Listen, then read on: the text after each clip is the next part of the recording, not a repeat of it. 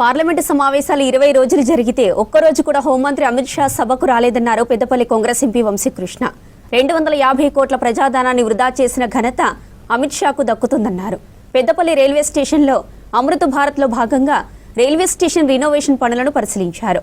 Ramagundam Manuguru railway station పనుల గురించి అధికారులను అడిగి తెలుసుకున్నారు ఎంపీ వంశీకృష్ణ.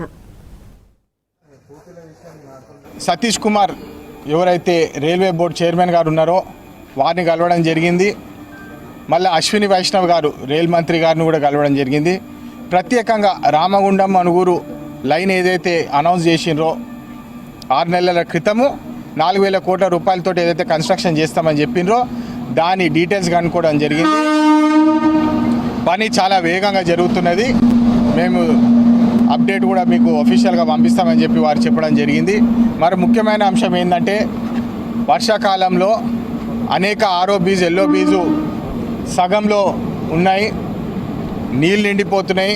ప్రత్యేకంగా LC36 కొత్తపల్లిది మీరు చూస్తున్నారు. దాంట్లో ఫుల్ నీళ్ళు నిండిపోతే పిల్లలు దాంట్లో స్విమ్మింగ్ కూడా చేసుకోవడం, అది వీడియో చూసి షాక్ అయిపోయినాను నేనైతే.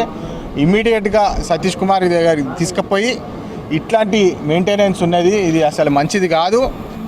ఎందుకంటే చిన్నపిల్లలు ఉంటారు, వాళ్ళు స్విమ్మింగ్ చేస్తామని చెప్పి వారికి తెలియక ఆడ పోతారు, కానీ అది చాలా పెద్ద ప్రమాదం అని చెప్పి వారికి హైలైట్ చేస్తే LC32 LC31 మరి అనేక ఆర్ఓబీస్ ఎల్ఓబీస్ ఏదైతే శాంక్షన్ అయినాయో కన్నాల కానివ్వండి గున్నారం కానివ్వండి ఇవన్నీ తక్షణమే పూర్తి చేయాలని చెప్పి వారికి రిక్వెస్ట్ పెట్టడం జరిగింది. మళ్ళీ మంచిర్యాలలో కూడా మాకు స్టాప్స్ కావాలి, బెల్లంపల్లిలో స్టాప్స్ కావాలి అని చెప్పి వారికి అనేక స్టాప్ రిక్వెస్ట్లు ఇస్తే మనకు ఒక శుభవార్త.